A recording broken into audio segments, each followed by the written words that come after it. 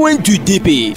Coin du DP, un canal pour les directeurs de publication de se prononcer sur l'actualité socio-économique, culturelle, sportive et autres, sans oublier la une des journaux. Donc quand je sais que je prends un billet et qu'en amont on me le refusera, je suis obligé de le refuser sur place. Cela en vaut pour les pièces. Donc il faut que le ministère des commerçants essaye de passer à une campagne de sensibilisation. On diminue le prix et on laisse chaque conducteur de s'attendre, ce qui fait qu'aujourd'hui il y a des problèmes entre les chauffeurs et les passagers. Chauffeur, je vais à Goué, mais pardon, je n'ai que 300 francs. Le chauffeur, c'est la mine. Pour ma part, l'une des grandes menaces qui pèsent sur nos pays, c'est celle du foncier. Et si ce problème n'est pas vite résolu, il pourra un jour nous sauter et provoquer de graves conséquences dans notre pays, surtout à Lomé. Pourquoi c'est maintenant qu'on a dépoussiéré cela pour prendre un décret autour? C'est pas hasard cette situation dormante de l'opposition après les dernières élections présidentielles. Ford ne va pas se tirer des balles dans les pattes. Si l'opposition dort, c'est tant mieux pour lui. Je vois par endroits les gens faire de la propriété de façon spontanée, mais je voudrais dire que ce n'est pas suffisant. Par rapport à Lomé, où les gens viendront spécialement, il faut que tous les quartiers de Lomé soient mis au propre. Le Jassement a aussi ce point. À voir de très près, on dirait que c'est contre la moralité. Cette opération de passe-passe où Blaise Compaoré devient ivoirien, après avoir dirigé pendant 25 ans. Voilà comment la politique ne cesse de nous présenter des facettes. Mais ici au Togo, c'est que nous avons 10% qui sont tout puissants, qui maintiennent une mafia pas possible et qui soumettent le peuple au joug. Coin du DP, c'est tous les vendredis après le journal de 18h et 22h. Avec rediffusion tous les dimanches à 11h. Vincent Girard, directeur d'application des magazines Viva Sika, bonjour. Bonjour Carré Jeune. Ça va mieux? Ça va. Vous avez été victime d'un accident. Vos lecteurs se réjouissent de vous retrouver, également nos auditeurs. Bon, j'ai été victime d'un accident très grave quand même sur la route de Palimé.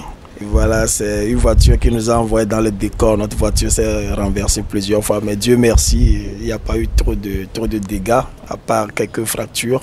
Mais je n'ai pas voulu que le lecteur le sache parce que Sika, c'est le journal de la bonne humeur et pas question de contaminer les autres avec la mauvaise humeur momentanée qu'on a eue et suite aux souffrances. Mais ça va maintenant. Est-ce qu'il faut caricaturer cet accident? Comment allez-vous le faire?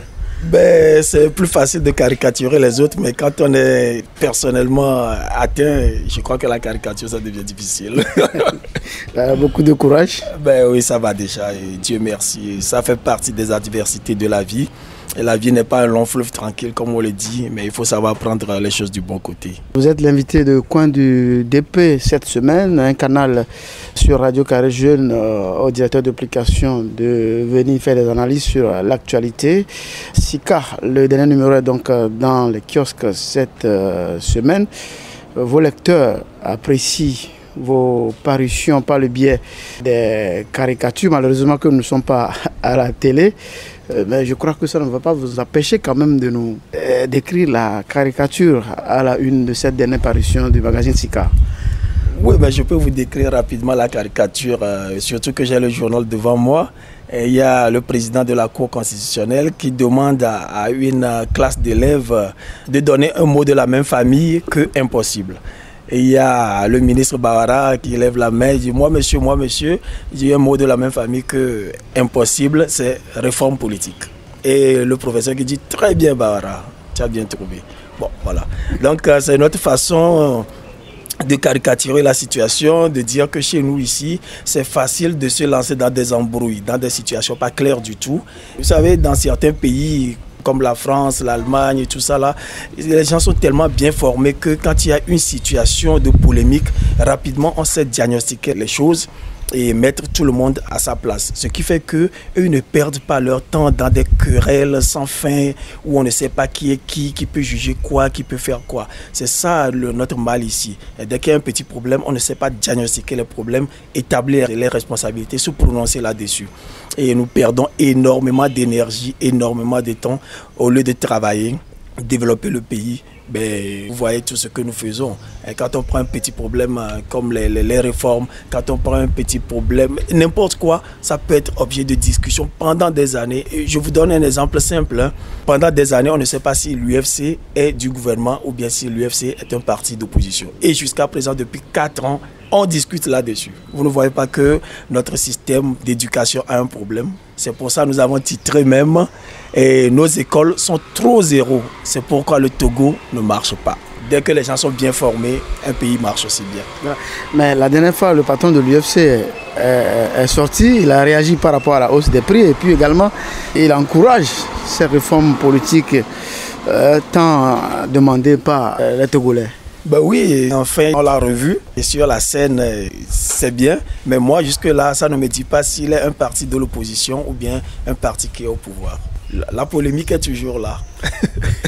C'est ça que je voulais vous dire. Est-ce qu'il s'est prononcé en tant qu'un parti d'opposition ou bien est-ce qu'il s'est prononcé en tant qu'un parti participant à la gestion du pouvoir, à la gestion du pays actuellement. Et ça, il nous faut des gens capables de nous éclaircir sur ça très facilement, étant donné que nous avons des diplômes. Mais malheureusement, c'est que nous avons de mauvais diplômes. Quand vous voyez un étudiant qui a fait le droit, et dans leur amphi, ils sont à 1000, ils sont à 2000, et ils sont assis sur des cailloux pour étudier. C'est normal que quelqu'un comme ça, quand il sort avec ses diplômes, mais il a de la peine à dire clairement qui est parti d'opposition et qui est parti au pouvoir. Finalement, c'est la mangicratie. Pas la mangicratie seulement, mais c'est plutôt l'éducation au rabais qui fait que nous sommes des gens mal formés. Parce que le développement d'un pays passe avant tout par une bonne formation. La création de richesses passe par une bonne formation. Quand vous formez bien les élèves, je prends les pays, moi je donne toujours l'exemple de l'Allemagne que je connais assez bien, c'est des gens qui fabriquent des voitures. Vous voyez par exemple Volkswagen, Audi, et BMW, Mercedes, c'est des gens qui fabriquent ça, ils fabriquent des machines, outils, ils font tellement de choses. Pourquoi? Parce que c'est une jeunesse bien formée. Ils créent de la richesse. Et quand ils créent ces choses-là, ils vous les vendent. Vous travaillez votre argent, vous allez acheter leurs voitures, vous allez acheter leurs outils, vous allez acheter leurs machines. Et ils s'enrichissent et vivent dans la paix. Et après, nous cherchons à avoir le visa pour aller chez eux. Quand nous aurons formé bien notre jeunesse, on n'aura plus ce problème de pauvreté. Mais malheureusement, nous ne comprenons pas encore que tout passe par la formation. Voilà, on va revenir à cette grève incessante donc des enseignants. Mais avant ça, la première section ordinaire du comité technique spécialisé de l'Union africaine sur le transport, les infrastructures transcontinentales interrégionales, l'énergie et le tourisme s'est tenue à Lomé du 13 au 17 mars autour du thème financement de l'infrastructure en Afrique. Réaction? Non, moi je pense que c'est une bonne chose. Les Africains n'ont pas d'autre alternative que de s'organiser et de travailler en synergie. Ce que nous faisions avant des guerres entre pays, la Libye contre le Tchad, les guerres même internes dans nos pays, je crois que les Africains sont en train de se rendre compte petit à petit que tout ça c'est peine perdue. Nous devons nous rassembler, créer des organisations supranationales, réfléchir les problèmes dans leur globalité pour s'en sortir. Mais tant que nous allons nous occuper de nos micro-États et penser développer les pays comme ça, ça ne marchera pas.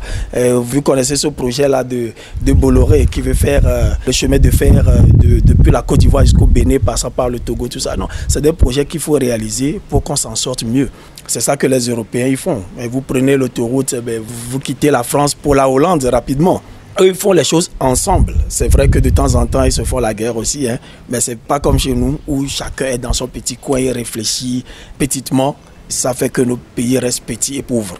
Donc c'est une bonne chose, c'est une chose à saluer si nous apprenons à réfléchir nos problèmes dans leur globalité. Là, moi, j'applaudis pour une rare fois, j'applaudis. Mais que les grandes décisions de cette rencontre ne soient pas classées dans les armoires. Non, comme je l'ai dit, nous n'avons pas le choix. Actuellement, nous sommes dos au mur. Les Africains sont obligés maintenant de réfléchir et de réaliser aussi ce qu'ils ont réfléchi. Vous voyez comment on construit maintenant les routes. Dans tous les pays de l'Afrique, on essaie d'investir là où il le faut. Et il faut dire aussi qu'il y a une jeune génération de chefs d'État qui a un peu plus d'ambition que le temps de Mobutu, de Yadema, tout ça, qui ont pris le pouvoir dans un contexte de guerre froide et qui avaient d'autres priorités. Leur priorité, c'est de s'éterniser au pouvoir. Leur priorité, c'est d'éviter les coups d'État et tout. Mais aujourd'hui, l'Afrique est en train de changer. Donc, cette jeune génération de chefs d'État fait quand même des choses positives, même si on les critique. Je crois que c'est notre devoir aussi de les critiquer pour qu'ils fassent toujours mieux. Mais c'est une bonne chose. Invité du jour, San Gérard, directeur d'application des magazines Sika et Viva dans Coin du DP, émission que vous pouvez réécouter sur YouTube en tapant Radio RCJ-Coin du DP. Radio RCJ-Coin du DP. Depuis octobre, les enseignants bousculent le gouvernement jusqu'à nos jours. sont pas satisfaits. D'aucuns parlent, disons, d'exagération côté enseignant. Oh, exagération par rapport à quoi? Quand on dit que quelque chose est exagéré, l'exagération n'est pas une valeur absolue. On exagère toujours par rapport à quelque chose. On est toujours beau par rapport à quelqu'un. L'exagération, c'est pareil. Donc quand on dit qu'ils exagèrent, c'est par rapport à quoi? Les gens disent qu'on a augmenté les salaires, mais quand vous voyez le salaire d'un enseignant togolais par rapport à un enseignant béninois, par exemple, c'est encore très bas. Alors, pourquoi on dit qu'on exagère? Ceux qui le disent, c'est parce qu'ils comparent le salaire des enseignants au salaire des autres personnes de la fonction publique. Et là, moi, je ne dirais pas exagération, je dis il faut augmenter, ou bien disons qu'il faut améliorer les conditions de travail des enseignants, mais améliorer aussi les conditions de travail des autres fonctionnaires. Parce que tant que les gens ne se sentiront pas bien dans leur peau à leur travail, comment vous voulez qu'ils donnent un bon rendement? Ça va être très difficile. Mais moi, j'irai un peu au-delà de ça, ayant été enseignant moi-même un petit moment. Et quand vous avez... Il y a les problèmes de salaire, c'est vrai, mais il y a aussi les problèmes de conditions de travail en général. Quand vous enseignez une salle de classe où vous avez 110 élèves, comment est-ce que vous voulez vous en sortir? Vous enseignez 110 élèves, il y a une température de presque 40 degrés dans la salle. Comment est-ce que vous allez vous en sortir? Comment vous pouvez faire passer votre message? Comment est-ce que vous-même, en tant qu'être humain, dont la température corporelle est de 37 degrés, vous travaillez dans une salle de 40 degrés? Ça ne peut pas marcher. Donc moi, je crois que les problèmes de l'enseignement sont très grands et il faut essayer de les discuter. Il faut faire les états généraux de l'enseignement pour revoir. Moi, la façon dont même on construit les salles de classe, ça me pose un problème. Nous sommes en Afrique où il fait très chaud. Et pourquoi est-ce qu'on construit encore des salles de classe avec plein de petits claustras? Est-ce qu'on ne peut pas avoir une autre architecture? Et puis toutes ces salles de classe, ça ressemble de Lomé à Saint-Cassé. Est-ce qu'on n'a pas d'inventivité, construire des choses plus aérées, construire des choses un peu plus lumineuses, où il y aura la lumière et tout? Surtout qu'il n'y a pas d'électricité dans ces écoles-là. Est-ce qu'on ne peut pas trouver d'autres formes? Moi, je sais qu'on peut le faire. D'où la nécessité d'associer tout le monde à la gestion de ce pays. Moi, je dis toujours, la démocratie, c'est une nécessité. Quand vous êtes seulement une trentaine de ministres et vous pensez pouvoir développer le pays, ça ne marche pas. Il faut associer et la société civile et les partis d'opposition, tout le monde, pour que nous réfléchissions ensemble. Et les journalistes, par exemple, parce que nous, les journalistes, on nous critique souvent, mais on n'est pas aussi bêtes que ça. Parfois, on a de très bonnes idées. Comme on le fait ailleurs, associant tout le monde au développement de ce pays et vous verrez, on trouvera les solutions idoines qu'il faut. Mais moi, ce que les enseignants font, je ne peux pas dire que c'est mauvais. Je ne peux pas dire non plus que la situation que nous traversons actuellement est bonne. Mais voilà, c'est difficile. Les enseignants ont le droit de réclamer de meilleures conditions de travail. C'est vrai. Mais les élèves aussi ont le droit d'avoir une bonne formation, de sauver l'année. Pas seulement de sauver l'année, mais de terminer l'année dans de bonnes conditions. C'est ça que vous avez dit, d'avoir le niveau. Mais quand il y a plein de journées de grève et après on vous donne le diplôme, on l'a vu dans ce pays en 90, des gens qui ont fait seulement peut-être 3 mois de cours, après on leur a donné le diplôme. Aujourd'hui, vous voyez ces gens-là qui sont devenus des enseignants et transmettent leur tard à nos enfants. Et c'est quand même pénible. Et moi, j'ai vu la copie d'un élève, où on disait, le professeur a écrit plein de choses là-dessus, devoir ennuyeux, tout ça, ses remarques. Et il faut voir combien de fautes le professeur même a fait dans ses remarques. Donc vous voyez, c'est que l'école est malade actuellement. Il faut prendre le taureau par les cornes, en toute humilité, reconnaître d'abord que ça ne va pas et puis trouver des solutions aux problèmes. Vous savez, quand on dit que le niveau baisse, les gens pensent souvent que c'est seulement, on ne parle pas du bon français. Ce n'est pas seulement ça. Quand on construit des routes qui, en 3 ans, sont détériorées, c'est parce que aussi... 3 ans, c'est trop. Voilà, c'est parce que le niveau n'est pas là. Nous n'avons pas des laboratoires où on montre aux enfants c'est comment on mélange le goudron à ceci, quel résultat ça donne, et tout, et tout, et tout. Donc, nous sommes mal formés en chimie, en physique, en mathématiques, en tout, même en histoire, ce qui fait que nous n'arrivons pas à résoudre nos problèmes politiques. Dès que la formation est malade, c'est que tout le pays est malade. C'est un peu ça. Voilà, ce qui est grave, ces derniers moments, c'est les élèves en tenue scolaire sur nos routes, même à l'intérieur du pays, ils forment des barricades.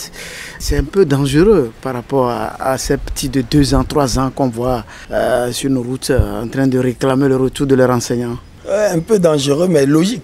Moi, je trouve que c'est logique parce que nous sommes devant un régime qui est en train de se radicaliser aussi, qui est en train de s'entêter.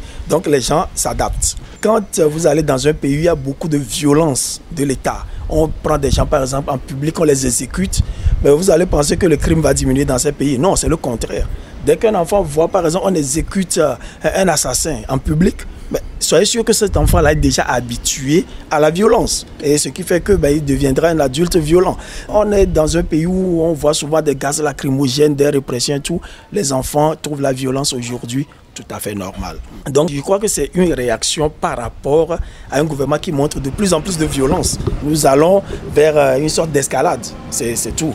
Il appartient maintenant au gouvernement de montrer beaucoup plus de tolérance, de donner plus d'importance au dialogue et vous verrez, le peuple sera pacifié. C'est comme ça. Les gens pensent souvent que c'est en tapant sur le peuple que les citoyens auront peur et vont se cacher. Non, c'est le contraire.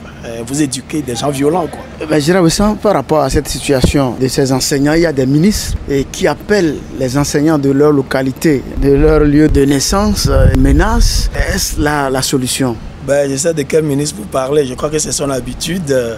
Et bon, ce n'est pas des façons de gouverner ça. Nous devons gouverner ce pays en tant qu'une entité. Nos petits, on l'a dit au début de cette interview, développer sa localité, son petit village et tout, ça ne marche pas. Nous devons voir les choses dans leur globalité. Moi, personnellement, si j'étais ministre, je n'appellerais jamais quelqu'un de mon village pour jouer sur la fibre ethnique ou sur la... Non, un ministre, c'est un ministre de la République. Je crois que nous devons prendre de la hauteur. Tout ça, là, ça participe aussi de la mauvaise formation, peut-être. Demandez-vous si ce ministre même n'a pas été mal formé.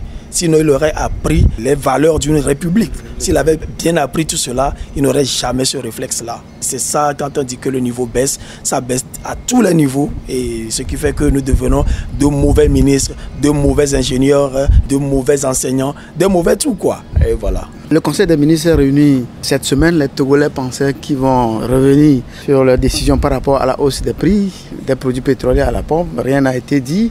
Alors qu'il y a eu des tirs de balles réels, morts d'hommes, dégâts matériels. C'est l'entêtement d'un régime, c'est un régime qui se radicalise, c'est un régime qui a comme mode de gouvernance l'entêtement, le silence, les chiens aboient, la caravane passe, comme eux-mêmes le disent. Bon, c'est une expérience, on n'a jamais vu ça ailleurs, où il y a des tirs de balles réels, des morts et le chef de l'État ne se prononce pas. C'est une expérience togolaise, peut-être que c'est bien. Peut-être que c'est mauvais, c'est l'avenir qui nous en dira. Si c'est bien ou mauvais, pourquoi ouvrir une enquête? Parce qu'ils ont ouvert une enquête. On sait que les enquêtes n'aboutissent jamais au Togo. Dans cette situation, faut-il ouvrir une enquête? À partir du moment où on sait quel régiment est allé intervenir et tout ça? Ouvrir une enquête, pourquoi? Quelqu'un a reçu une balle, il est mort. Je crois qu'il n'y a pas d'enquête à ouvrir. Puisque le militaire... vous savez que les militaires ne rentrent pas à la maison avec leurs armes. À la fin du service, il dépose son arme et c'est le lendemain, s'il est de service, il revient reprendre. Donc c'est en allant sur le terrain de l'intervention, c'est quelqu'un qui lui a dit prends telle arme et non telle arme. On pourrait lui donner un pistolet, un revolver, un AK-47, une mitrailleuse, une bombe s'il le faut. Donc c'est quelqu'un qui lui a donné une arme et les munitions appropriées à une mission donnée. Quand vous donnez des balles blanches, c'est pour faire peur. Quand vous donnez des gaz lacrymogènes, c'est pour intoxiquer un peu le cerveau de la personne pour que des larmes coulent. Quand vous prenez des balles assourdissantes, c'est pour gêner ses oreilles. Quand vous donnez des balles réelles, c'est pour tuer. Donc moi, je ne sais pas quelle enquête il faut prendre. Il y a la hiérarchie militaire qui est là. On a donné l'outil qu'il faut pour faire une mission donnée. La mission a été, disons, réalisée avec succès. Alors quelle enquête encore? Par rapport donc à ces prix sur les produits pétroliers, la société civile dit n'être jamais associée à la prise de cette décision et le gouvernement ne veut même pas fournir les renseignements nécessaires à ces associations, disons aux sociétés civiles, pour qu'ils puissent marquer à la culotte le gouvernement dans la commande des produits pétroliers. Oui, c'est ça qui est dommage. Tout cela se résume au mode de gouvernance, l'entêtement, le silence. C'est presque du mépris même pour les citoyens. Moi je dis le gouvernement ne perd rien en communiquant. Si le chef d'État ne communique pas, on pourrait dire bon, peut-être qu'on sait que c'est pas bien, mais ça peut encore passer. Mais pourquoi est-ce que tous les autres ministres lui emboîtent le pas? Le Premier ministre, il ne communique pas. Et beaucoup d'autres ministres, à part quelques-uns qui communiquent un peu, comme le développement à la base, comme peut-être le ministre de l'Habitat aussi, un tout petit peu. Celui de la sécurité. Ah oui, ça, il faut applaudir. À part quelques-uns, mais en général, tout le monde imite le chef de l'État, parce que c'est plus facile. Vous faites quelque chose, on dénonce, vous vous taisez, et quand il y a du remue-ménage, les gens sont dans la rue, vous envoyez la soldatesque pour les mater. Bon, c'est un mode de gouvernance assez bizarre. C'est une expérience togolaise. Si cette expérience-là fait ses preuves, on dira, l'histoire dira que c'est au Togo qu'on a inventé ce système de gouvernance. Ce serait bien. Mais si ça échoue, moi j'ai peur que ça n'emporte avec le temps ce gouvernement. C'est très possible. Parce que de petite crise en petite crise, un jour, les choses peuvent déraper aussi. Et ce n'est pas une bonne chose de mépriser un peuple qu'on dirige. Ça n'a jamais été fait ailleurs. Même quelqu'un comme Hitler ou bien Mussolini, ils font toujours de bons discours pour tromper leur peuple. Mais regardez le peuple gesticuler et dire « nous on a les armes, on vous matera ». Je ne sais pas si c'est prudent. Je ne sais pas si c'est prudent. Nos auditeurs nous demandent si ceux qui envoient des armes à balles réelles pour tirer sur des manifestants aujourd'hui ont leur station d'essence à part, ou c'est toujours nos stations-là qui les ravitaillent eux aussi, puisque dans la répression des manifestations, la dernière fois, les forces de l'ordre ont été très dures. Bon, vous savez, ça veut dire qu'il faut comprendre comment la société marche. À la base de la société, au bas de l'échelle, il y a ce qu'on appelle le bas peuple. C'est comme vous et moi. On n'a pas d'armes, on n'a pas d'argent, on n'a rien. C'est le bas peuple. Là, tout le monde nous tape dessus. Après nous, là, il y a la basse armée. Ça, c'est les soldats, comme eux-mêmes disent, là. C'est le soldat. Lui, on lui donne l'ordre, il est obligé d'aller faire. C'est quelqu'un qui n'est qu'un caporal, tout au plus un sergent. Ça va faire son boulot. Mais au-dessus d'eux, il y a la bourgeoisie militaire et il y a la bourgeoisie civile. Et c'est ces gens-là qui ont de l'argent. Ils n'ont pas leur station à part, mais ils ont l'argent en poche. Même si un litre coûte 10 000 francs, eux, ils pourront acheter. C'est ça la petite différence. L'essence est chère parce que nous, on n'a pas l'argent. Pour eux, c'est cher, mais ils peuvent toujours s'en sortir parce qu'ils ont plus d'argent que nous. C'est pour ça que la bourgeoisie militaire et la bourgeoisie civile peuvent se mettre ensemble pour vivre aux dépens des autres, pour taper sur le bas peuple et en se servant de la basse armée. Et c'est un peu comme ça que les sociétés fonctionnent. Ce n'est pas seulement la société togolaise. Hein. Ailleurs aussi, c'est comme ça la société est stratifiée, quoi. Du bas vers le haut. Et dès que nous comprenons ça, on comprend pourquoi est-ce qu'un colonel, un général, il est prêt à mater le peuple parce que lui, il a certains avantages que vous n'avez pas. Et de la même façon, le ministre, l'essence est chère, mais il va se taire parce qu'il a des avantages que vous n'avez pas. Et si on ne comprend pas ça, on s'énerve pour rien, mais c'est comme ça. C'est ça. Votre dernière parution, revenons donc à elle. Vous avez fait un clin d'œil au ministre Victoire Dogbe Tomegan. L'article dit quoi concrètement? Non, ce n'est pas un article. En fait, à notre rédaction, on s'est réunis comme c'était la journée internationale de la femme. On s'est dit, mais est-ce qu'il n'y a pas de femmes méritantes dans ce pays? Combien de femmes méritantes il y a dans ce pays? On a passé tout en revue, on a trouvé à peu près une dizaine de femmes qui sont quand même actives et on voit aussi l'impact de leur action. Du moins, elles sont dynamiques. Et à l'unanimité, on était obligé de reconnaître que Mme Dogbe, quand même, c'est une femme dynamique. Et on s'est dit, bon, là, c'est seulement Sika. On va sortir dans la rue pour demander aux gens qui ils trouvent comme ma femme la plus dynamique. Et on était obligé de nous rendre à l'évidence. Presque tout le monde a dit, bon, en matière de dynamisme, Mme Dogbe, elle bat tous les records. Et on est obligé de publier ça. La corporation dossier LCF City FM, la sentence a été dite. On demande aux promoteurs de ces deux chaînes de déposer plainte et non l'employé. Ben oui, moi je m'attendais à ça. Je crois que la messe est dite, comme on dit souvent, la messe est dite pour LCF. Mais n'empêche que ces promoteurs doivent quand même continuer la lutte jusqu'au bout. Moi, à leur place, je continuerai. Mais bon, c'est dommage qu'on soit dans un pays comme cela. Comme on dit, pour ceux qui sont chrétiens, dans la Bible, les lois sont faites pour les hommes et non les hommes pour les lois. Donc les lois sont faites pour rendre nos vies plus heureuses et non pour assujettir les êtres humains à la loi, pour nous tyranniser, pour nous rendre plus malheureux. Moi, je pose juste une question. En fermant City FM et LCF, qu'est-ce que ceux qui l'ont fait ont apporté de positif à notre bonheur, à nous, en tant que citoyens? Moi, j'ai cherché. Je n'ai rien trouvé. Ceux qui regardent les feuilletons là-bas, on leur a enlevé ce plaisir-là. Les différentes émissions, on leur a enlevé le plaisir-là. Les journalistes qui étaient là-bas, on leur a enlevé leur travail. Leurs familles, leurs enfants aussi, on leur a apporté la faim, la famine dans leur maison. Maintenant, si quelqu'un peut me dire quelque chose de positif, où on peut dire, bon, en fermant SCF et City FM, ça a apporté ça là au peuple togolais. Bon, moi, personnellement, je n'ai pas trouvé. Et je pense que le devoir de l'autorité, c'est d'ajouter un plus à notre bonheur quotidien. Mais malheureusement, la décision a été prise et c'est comme ça. Nous, au niveau des SICA, on a eu à protester avec véhémence. Mais bon, c'est pas nous qui dirigeons le pays. Nous, on n'est que des journalistes. Mais on n'a pas caricaturé cette situation-là, vous l'avez fait? Oh, nous l'avons beaucoup caricaturé, nous avons même osé dessiner le président de la HAC en tant qu'un grand boa qui avale des dossiers. Bon, ben, ça nous a valu un peu de un peu de coup de poing sur la tête. D'accord. Bah, oui. Sport, CAF, la Confédération africaine de football, le départ cette semaine de Issa Hayatou, c'est un grand signe en matière électorale maintenant en Afrique. Hein. Ça c'est clair et c'est quand même extraordinaire. Il faut dire que les Africains sont en train de changer. Et avant, on suivait les autres, on se laissait acheter avec un peu de sous. Mais comme je l'ai dit au début, il y a eu une nouvelle génération d'Africains qui a quand même de l'ambition pour son pays. Ça, il faut l'avouer. On ne peut qu'encourager les gens à aller de l'avant.